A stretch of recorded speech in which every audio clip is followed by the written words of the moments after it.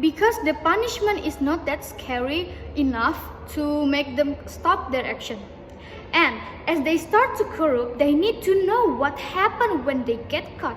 It shouldn't be a surprise, and for them to have the courage to bribe, have a lot to say that they are not that sorry for what they do.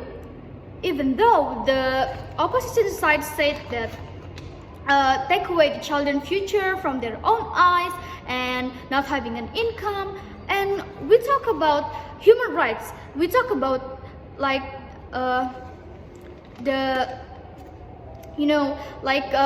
they didn't think about when they start to corrupt. And since it happened right before the vote, like when they bribe to be a leader, at that exact time they prove to themselves and everyone that they're not good enough to be a leader. But right now, as we said, to the bar of the punishment not as bad as they take, that opportunity to be brave about it is more higher. And the thing is, they know it will affect their family and they still do it. They should know that before they corrupt. And if we think about family, why not think about the family that's suffering from their action, from the family that taking corrupt, that the government having a debt because the corruption. And the next one is going to be explained by Niki.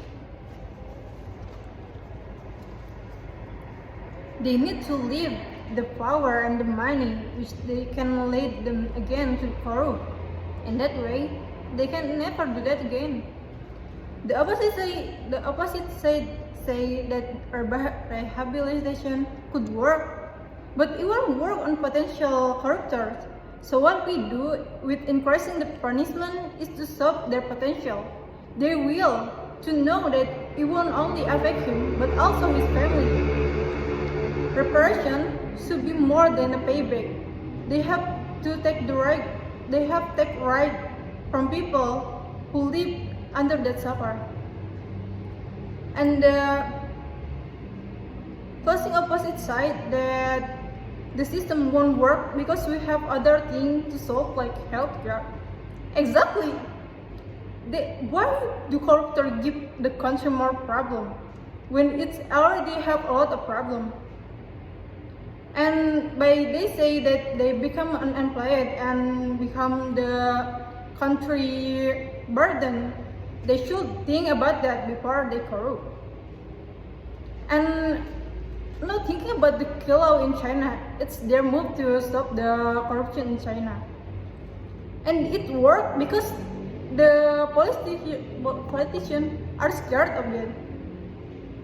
And before we start to talk about the human rights, think about the fact that they don't do the obligation to do the human right, which to think about the poor people that there is still money from. And so don't ask for human right when you don't do the human obligation. The punishment raising are just for example that what we do to put things together.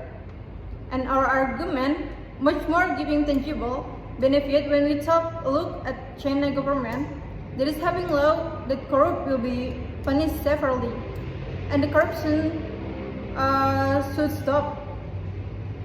And that is how we stop the corruption to spread to the next generation.